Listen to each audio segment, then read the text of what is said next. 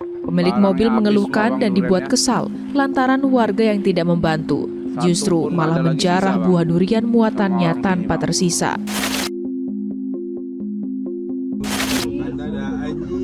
Astagfirullahaladzim, batur kena musibah.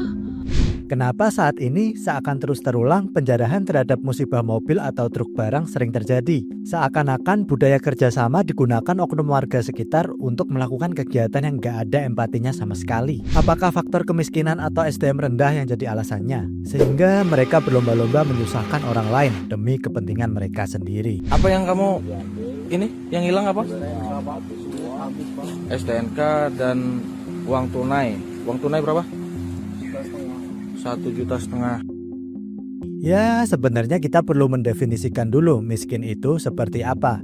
Anggap aja karena HP sekarang udah murah-murah, belum tentu juga mereka yang punya HP itu mampu. Begitu pula definisi SDM rendah, yang mungkin aja itu terjadi karena kurangnya privilege untuk mencapai sesuatu. Tapi buat sampai orang berlomba-lomba ngambil telur, durian, kasur, apakah mereka sebutuh itu? Emang karena misal saking miskinnya mereka, jika tidak mengambil itu semua mereka jadi sangat kekurangan. Opportunistic behavior atau mumpung ada kesempatan adalah salah satu faktor kenapa penjarahan bisa terjadi.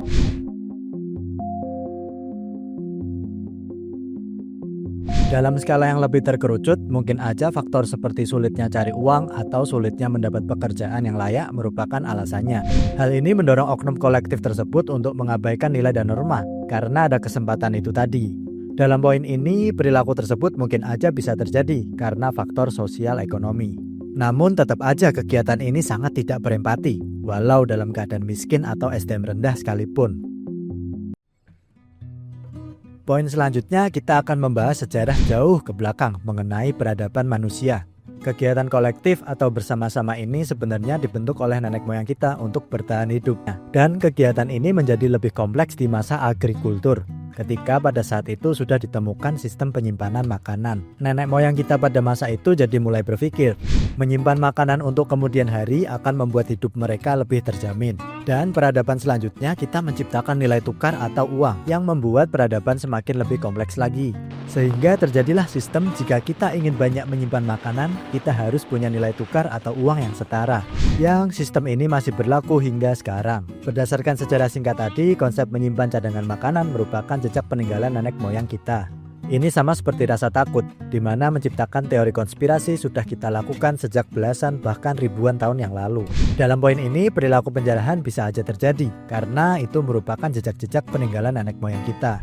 Dan tentu poin ini melengkapi poin pertama tadi, kalau hal ini bisa aja terjadi dengan mengabaikan nilai dan norma.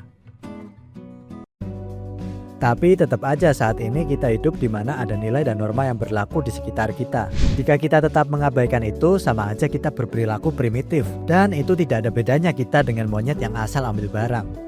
Pada akhirnya kata guru Gembul, ini adalah bencana kemanusiaan. Seperti poin-poin yang kita bahas tadi, hal ini terjadi karena banyak faktor yang kompleks. Mulai dari sejarah peradaban, faktor sosial ekonomi, faktor hukum yang berlaku, faktor pemerintah lewat kebijakannya, dan mungkin masih banyak lagi. Walau ini adalah bencana kemanusiaan, di sisi lain tetap ada warga yang tidak menjarah dan tetap menolong saat terjadi musibah kecelakaan ini. Sesama kita yang memiliki empati tetap melakukan kebaikan. Sekian, salam logikawan.